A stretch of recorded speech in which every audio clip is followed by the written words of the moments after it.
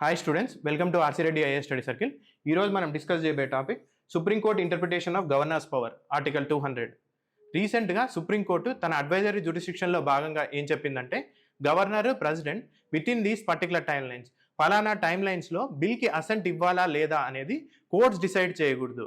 దీనికి బ్యాక్గ్రౌండ్ ఏంటంటే office of governor versus state of Tamil Nadu కేసులో సుప్రీంకోర్టు డివిజన్ బెంచ్ ఏం చెప్పిందంటే ఏదైనా స్టేట్ లెజిస్లేచర్ బిల్ పాస్ చేసి గవర్నర్కి ప్రజెంట్ చేస్తే గవర్నర్ విత్ ఇన్ 3 months ఏదో ఒక డెసిషన్ తీసుకోవాలి. ఒకవేళ గవర్నర్ అసెంబ్లీకి రీకన్సిడరేషన్కి పంపిస్తే అసెంబ్లీ మళ్ళీ పాస్ చేసి గవర్నర్కి ప్రజెంట్ చేస్తే గవర్నర్ విత్ ఇన్ 1 month ఏదో ఒక డెసిషన్ తీసుకోవాలి. ఒకవేళ గవర్నర్ ఏదైనా బిల్ని ప్రెసిడెంట్కి రెఫర్ చేస్తే ప్రెసిడెంట్ విత్ ఇన్ 3 months ఏదో ఒక డెసిషన్ తీసుకోవాలి.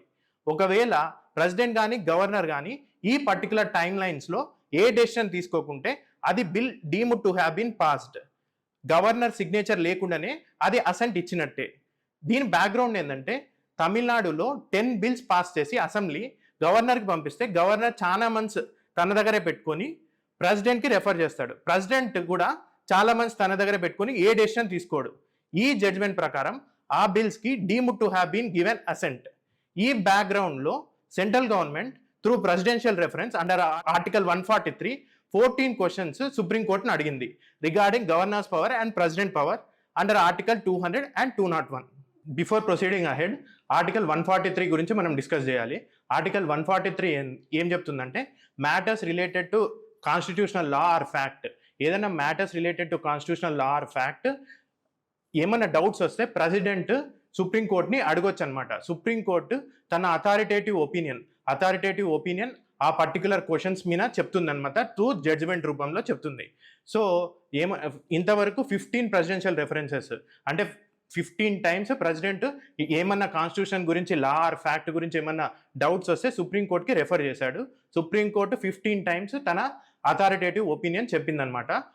దీంట్లో ఒక ఎక్సెప్షన్ ఉంది, స్పెషల్ రెఫరెన్స్ ఆన్ 1993లో కూడా ప్రెసిడెంట్ కొన్ని డౌట్స్ వస్తే సుప్రీంకోర్టుకు పంపించాడు.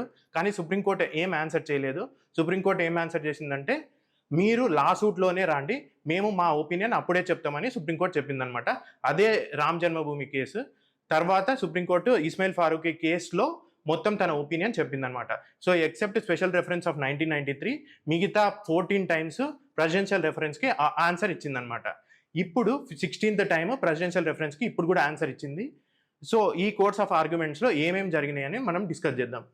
సో స్టార్టింగ్ ఏంటంటే maintainability of argument. Different state governments ఏమేమి చెప్పాయంటే ఈ పర్టికులర్ సూట్ ఈ పర్టికులర్ క్వశ్చన్స్ ఇన్వాలిడ్ అని చెప్పాయి. ఎందుకంటే already division bench 10 out of 14 questions already discuss చేసింది. ఇంకా మరీ 14 questions అడగడం మీనింగ్లెస్ అని చెప్పేసి స్టేట్ గవర్నమెంట్స్ చెప్పాయన్నమాట. కానీ సుప్రీంకోర్టు ఏం ఒపీనియన్ చేసిందంటే ఇవి most important constitutional functionaries, governor, president, state legislature గురించి డీల్ చేస్తుంది కాబట్టి దీని మీద ఆన్సర్ ఇవ్వడం, సుప్రీంకోర్టు అథారిటేటివ్ ఒపీనియన్ ఇవ్వడం ఎంతైనా అవసరం ఉంది ఫర్ డెమోక్రటిక్ ఫంక్షన్ చేయడానికి. ఈ క్వశ్చన్స్ని ఆన్సర్ చేయడం చాలా అవసరం అని సుప్రీంకోర్టు భావించి మేము ఆన్సర్ చేస్తామని చెప్పిందనమాట. ఇంకోటి ఏం చెప్పిందంటే స్టేట్ గవర్నమెంట్స్ ఏం చెప్పినాయంటే మ్యాలిఫైడ్ ఇంటెన్షన్స్తో ప్రెసిడెన్షియల్ రెఫరెన్స్ అనేది సుప్రీంకోర్టుకి రెఫర్ చేశాడు. 14 questions అడిగాడు మ్యాలిఫైడ్ ఇంటెన్షన్స్తో. ఎందుకంటే office of governor versus state of Tamil Nadu కేసుని రెఫర్ చేయకుండానే ఈ 14 questions అడిగాడు. సో అంటే ఇది మ్యాలిఫైడ్ ఇంటెన్షన్స్తోనే అడిగాడని స్టేట్ గవర్నమెంట్ వాదించినాయి అనమాట. కానీ సుప్రీంకోర్టు దీన్ని పరిగణలోకి తీసుకోలేదు. సుప్రీంకోర్టు ఈ 14 questions మేము ఆన్సర్ చెప్తామని ఆన్సర్ చెప్పాయి. సో ఈ సిగ్నిఫికెన్స్ ఆఫ్ దిస్ రెఫరెన్స్ ఏంటంటే ఆర్టికల్ 200 గురించి, ఆర్టికల్ 201 గురించి, ఆర్టికల్ 142 యొక్క స్కోప్ గురించి, ఆర్టికల్ 361 గురించి, సో డిఫరెంట్ కాన్స్టిట్యూషనల్ ఆర్టికల్స్ గురించి దాని యొక్క స్కోప్ గురించి సుప్రీంకోర్టు ఇక్కడ డిస్కస్ చేసిందనమాట. సో ఇప్పుడు ముందుకు ప్రొసీడ్ అవ్వే కొద్దీ మనకు ఆర్టికల్ 200 గవర్నర్ పవర్స్ గురించి డిస్కస్ చేస్తుందన్నమాట. ఆర్టికల్ 200. సో ఆర్టికల్ 200లో భాగంగా గవర్నర్కి ఏమేం పవర్స్ ఉన్నాయని సుప్రీంకోర్టుని అడిగితే సుప్రీంకోర్టు ఏమని చెప్పిందంటే గవర్నర్కి అసెంట్ ఇచ్చే పవర్ ఉంది, ఏదన్నా బిల్ని withhold and send it for reconsideration, ఇంకోటి రిజర్వ్ చేసే పవర్ ఉంది. సో విత్హోల్డ్ చేసే పవర్ ఉంది, withhold and send it for reconsideration to the assembly, assent ఇచ్చే పవర్ ఉంది, రిజర్వ్ చేసే power, reserve for consideration of the president. ఈ 3 పవర్సే, ఈ 3 ఆప్షన్సే ఉన్నాయన్నమాట గవర్నర్కి అండర్ ఆర్టికల్ 200. ఫోర్త్ పవర్ అంటే విత్హోల్డ్, కంప్లీట్గా ఏదైనా బిల్ని విత్హోల్డ్ చేసే పవర్ గవర్నర్కి లేదు. కంప్లీట్గా విత్హోల్డ్ చేయడం ఇక్కడ అంటే పాకెట్ వీటో యూజ్ చేయడమే. పాకెట్ వీటో పవర్ గవర్నర్కి లేదు. ఓన్లీ అసెండ్ చేయడం, withhold and send it for reconsideration to the assembly చేయడం, రిజర్వ్ ఇట్ ఫర్ ప్రెసిడెంట్ చేయడం. ఈ 3 పవర్సే గవర్నర్కి ఉన్నాయి. గవర్నర్ ప్రెసిడెంట్కి పంపించిన తర్వాత ప్రెసిడెంట్కి ఏమేమి పవర్స్ ఉన్నాయంటే, ఒకటి అసెంట్ ఇచ్చే పవర్ ఉంది, విత్ హోల్డ్ చేసే పవర్ ఉంది. కంప్లీట్గా ఆ బిల్ని విత్ హోల్డ్ చేయొచ్చు అంటే పాకెట్ వీటో యూజ్ చేయొచ్చు. ఇంకోటి send it for reconsideration to the assembly, అసెంబ్లీకి మళ్ళీ పంపించవచ్చు.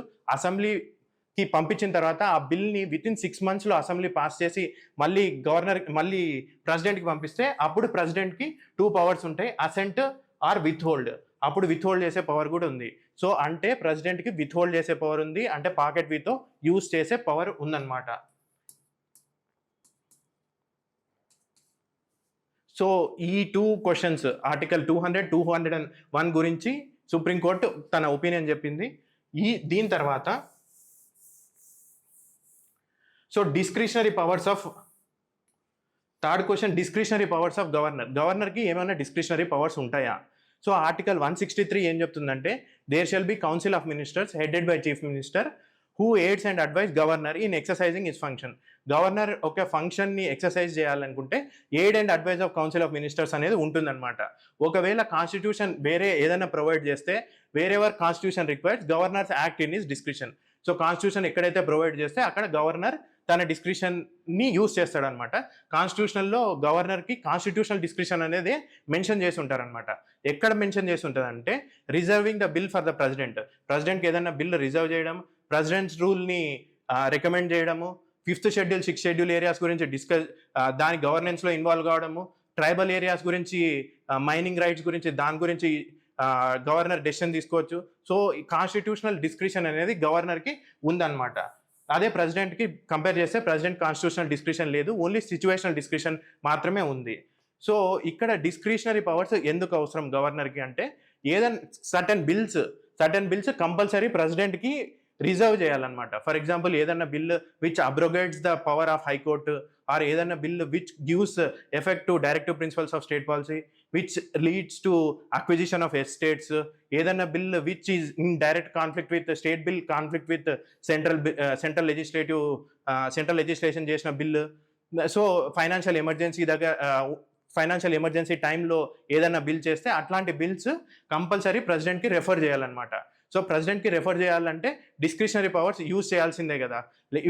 Only aid and advise of council of ministers ద్వారానే వెళ్తే ప్రతిదీ బిల్లు అసెంట్ ఇవ్వమనే వాళ్ళు చెప్తారు, కానీ ప్రెసిడెంట్కి రిజర్వ్ చేయమని చెప్పరు, మళ్ళీ అసెంబ్లీకి రీకన్సిడర్ చేయమని చెప్పరు.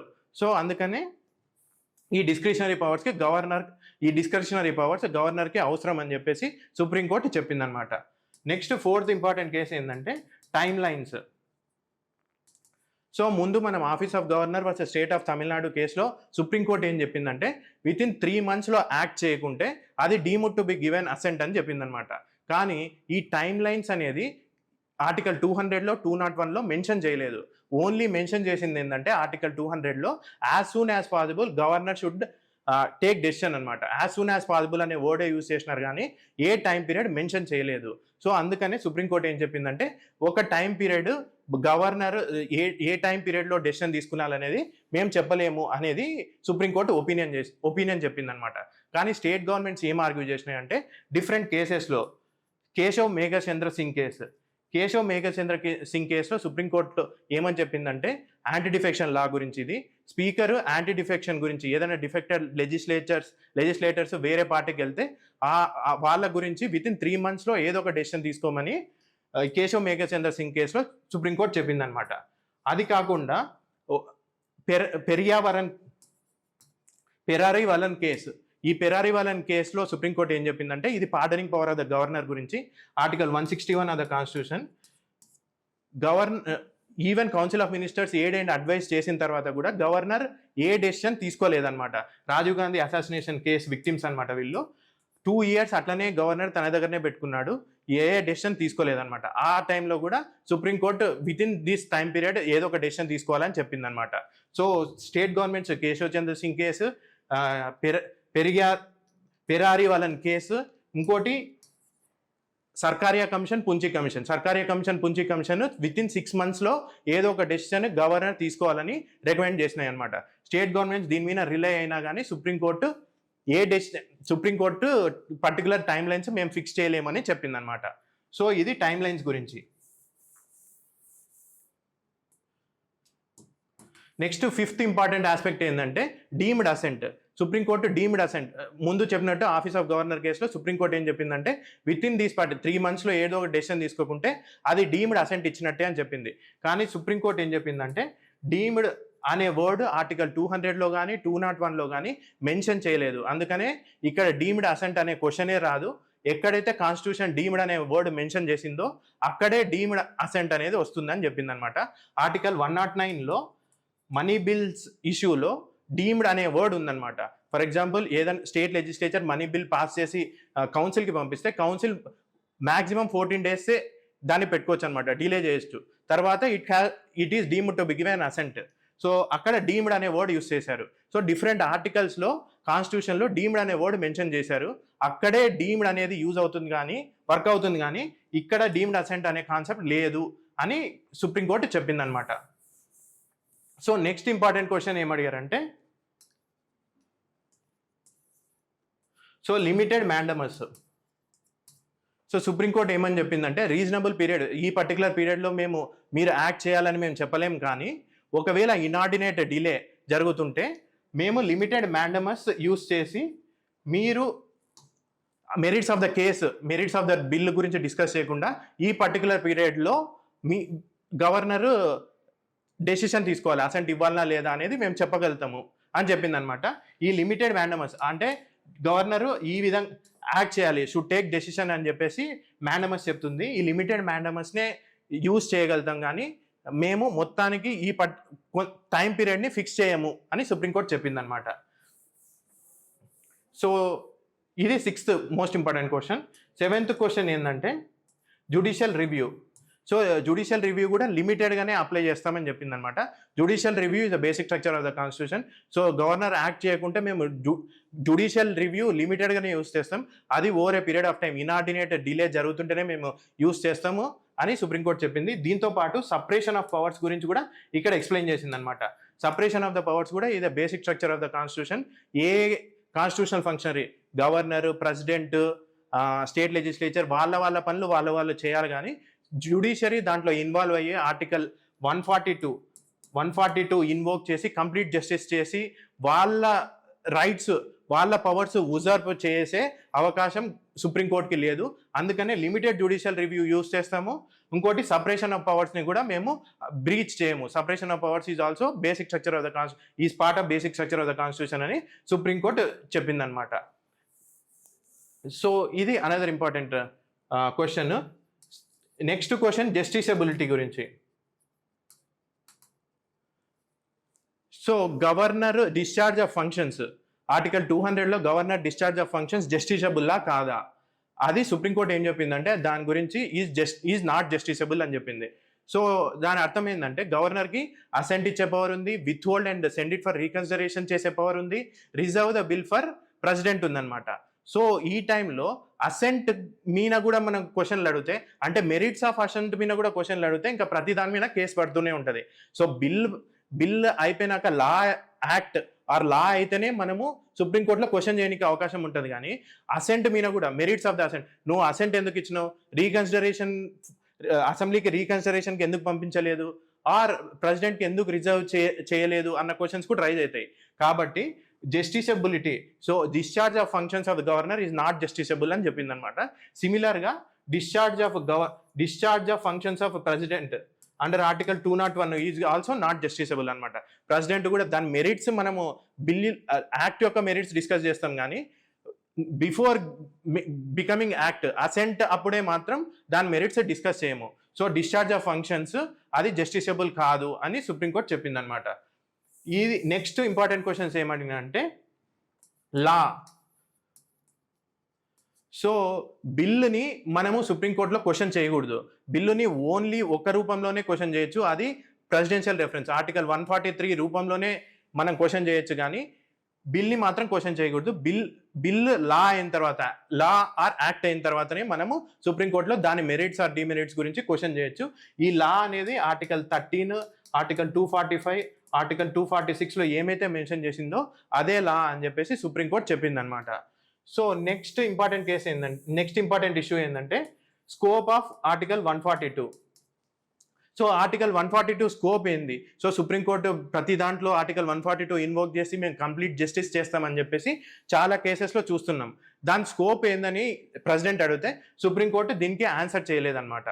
సో ఇది మేము ఆన్సర్ చేయమని చెప్పింది. నెక్స్ట్ ఇంపార్టెంట్ ఏంటంటే 12th క్వశ్చన్ ఆర్టికల్ 131 గురించి. So article 131 original jurisdiction of supreme court. ఏదన్నా సెంటర్ స్టేట్ రిలేషన్స్ గురించి ఏదన్నా ఇష్యూస్ ఉంటే మనము సుప్రీంకోర్టుకి డైరెక్ట్ ఒరిజినల్ జ్యుడిసిక్షన్ ద్వారా దాంట్లో అపీల్ చేసుకోవచ్చు అనమాట.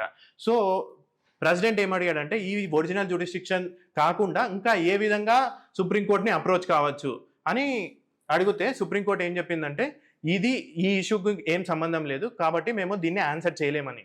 సో మనం స్పెషల్ లీవ్ పిటిషన్ ద్వారా సుప్రీంకోర్టుకు వెళ్ళొచ్చు. ఆర్టికల్ 136 మ్యాండమస్ యూజ్ చేసి కూడా, ఆర్టికల్ 32 యూజ్ చేసి కూడా మనం సుప్రీంకోర్టుకు వెళ్ళొచ్చు. సో సుప్రీంకోర్టు అయితే దానికి ఏమి ఆన్సర్ ఇవ్వలేదన్నమాట. నెక్స్ట్ ఇంపార్టెంట్ క్వశ్చన్ ఏంటంటే 143. సో ఇది కాన్స్టిట్యూషనల్ బెంచెస్ గురించి డిస్కస్ చేస్తుంది. సుప్రీంకోర్టు ఏ విధంగా తన కాన్స్టిట్యూషనల్ బెంచ్ని కాన్స్టిట్యూట్ చేస్తుంది. సో ఇంతకుముందు మనం ఆఫీస్ ఆఫ్ గవర్నర్ కేసులో important questions only two judges bench discuss చేసింది అనమాట. Office of governor two benches judge discuss చేశారనమాట. సో మీరు కాన్స్టిట్యూషనల్ బెంచ్ అంటే సుప్రీంకోర్టు ఏం చెప్తుందంటే గవర్నర్ ఏం అడుగుతున్నాడంటే సుప్రీంకోర్టుకి మీరు ఏ విధంగా ఈ కాన్స్టిట్యూషనల్ బెంచ్ కాన్స్టిట్యూట్ చేస్తారు అని అడుగుతున్నాడు అనమాట. సుప్రీంకోర్టు దాని మీద కూడా ఏం ఆన్సర్ చెప్పలేదు. నెక్స్ట్ 14th క్వశ్చన్ ఏంటంటే ఆర్టికల్ 361.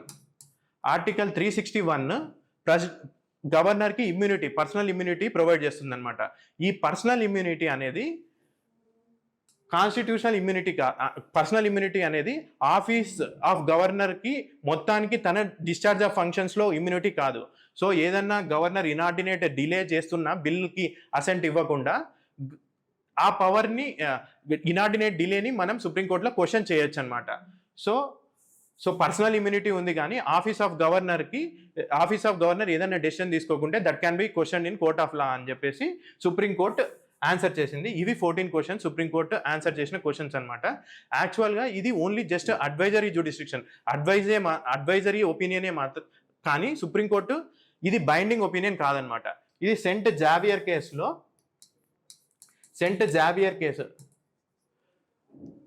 ఇది 9 జడ్జెస్ బెంచ్ అనమాట. ఏం చెప్పిందంటే ఇది సుప్రీంకోర్టు ప్రెసిడెన్షియల్ ఒపీనియన్ ద్వారా చెప్పే opinion, it is only advisory not binding అని చెప్పింది అనమాట. సో ఇవి 14 క్వశ్చన్స్. సో ఆల్మోస్ట్ అన్ని చూసాము మనం. ఆర్టికల్ 200. సో 200 ఏం గురించి చెప్తుంది, how governor's powers are used, competing arguments ఏంది, article 200, 201.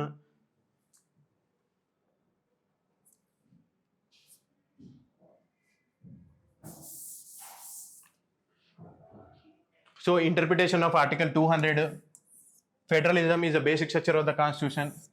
So federalism is a basic structure of the Constitution. మనం next council of ministers, aid and adviser, article 200.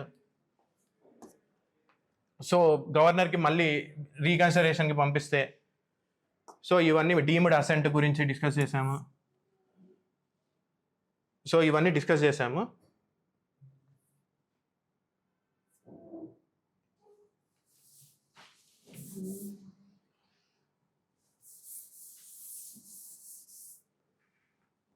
So ఇప్పుడు implications ఏంటంటే దీనికి, so it is appeal in disguise.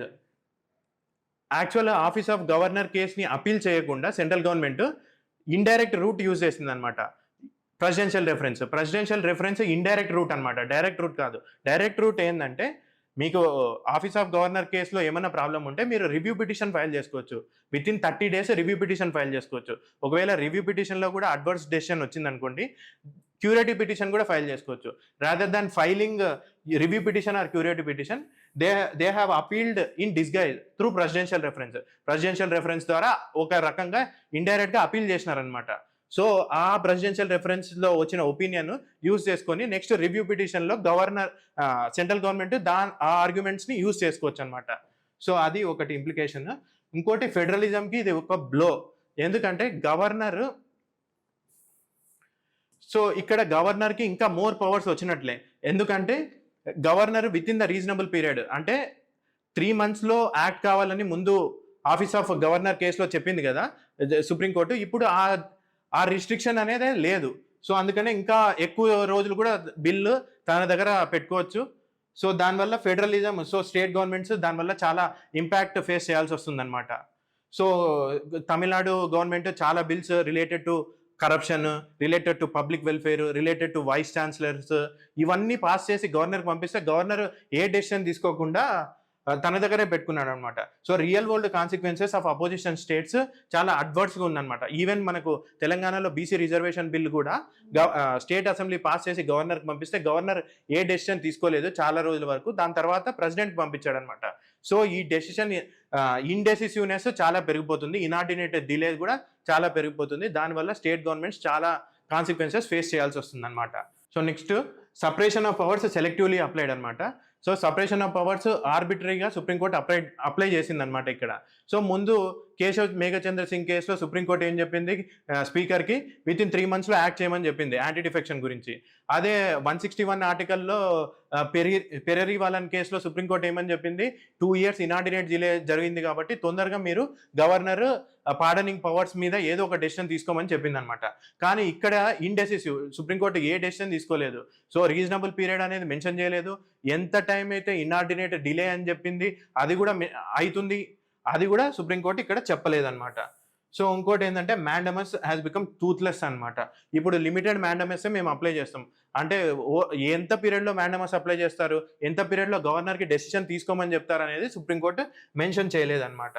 So ఇవి ఇంకోటి ఏంటంటే big structural problem, reservation power expanded.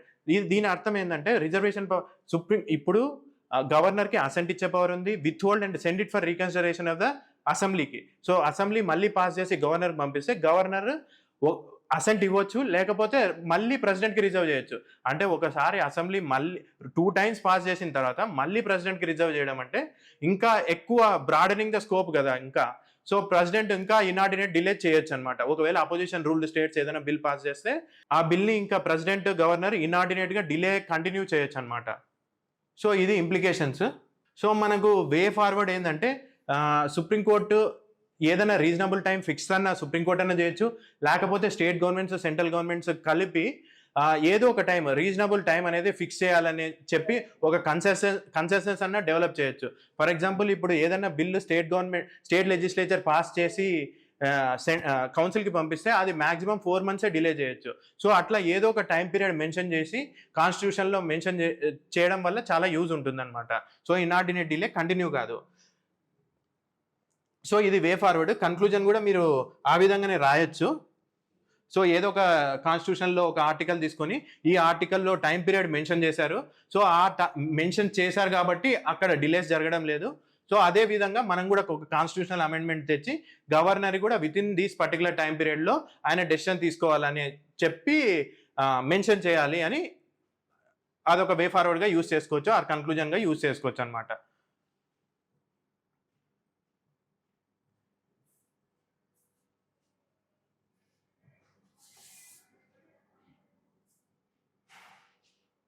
So ఇది prelims related question, మీరు answer చేయొచ్చు. ఇది మెయిన్స్ రిలేటెడ్ క్వశ్చన్.